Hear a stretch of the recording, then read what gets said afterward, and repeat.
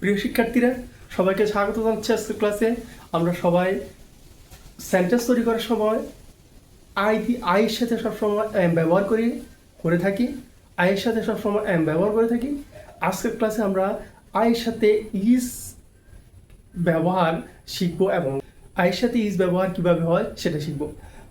আমাদের একটা জিনিস মাথায় রাখতে হবে, সেটা হচ্ছে আই যখন ব্যক্তিকে বোঝাবে তখন ব্যবহার হবে। আই যখন ব্যক্তিকে বোঝাবে না, একটা নির্দিষ্ট কিছুকে বোঝাবে, একটা নির্দিষ্ট কিছুকে বোঝাবে, তখন সেটি দ্বারা আমরা ইজ ব্যবহার করব। ঠিক আছে, তাহলে চলো আমরা কয়েকটা উদাহরণ দেখে নিই।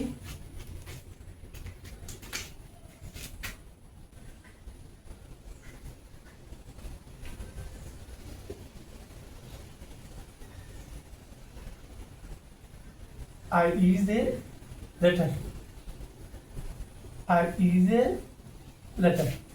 তাহলে এই আই দ্বারা কোনো ব্যক্তিকে বোঝাচ্ছে না, এই আই দ্বারা বোঝাচ্ছে যে আই হচ্ছে একটা বর্ণ। আই হচ্ছে একটা বর্ণ।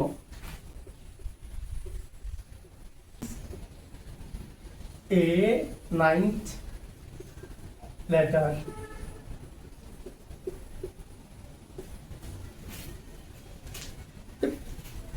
এখন আসো, তাহলে এই সেন্টেন্সটা বোঝাচ্ছে I is a ninth letter, অর্থাৎ বর্ণমালার নবম যে বর্ণটি সেটা হচ্ছে আই।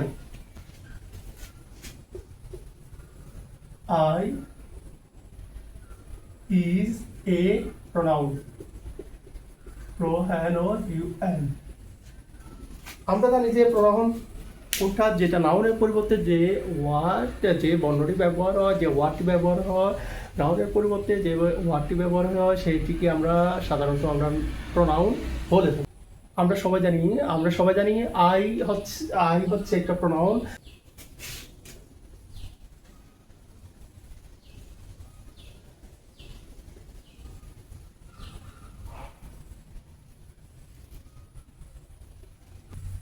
এর পরবর্তীতে আসি আমরা আর ইজ এ বাওয়াল। আপনি যে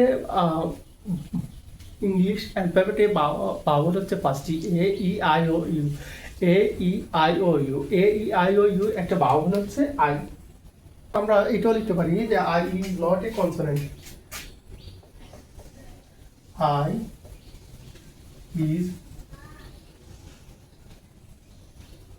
not a consonant.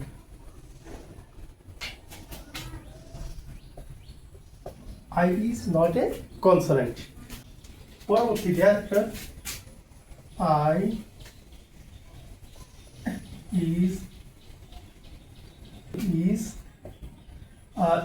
the letter is a I.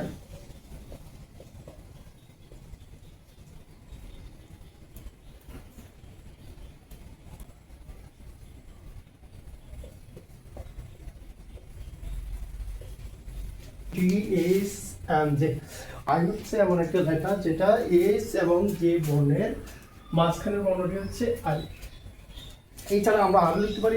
এই ছিল আই সাথে ইজ ব্যবহারের ব্যতিক্রমী যে সেন্টেন্সগুলো।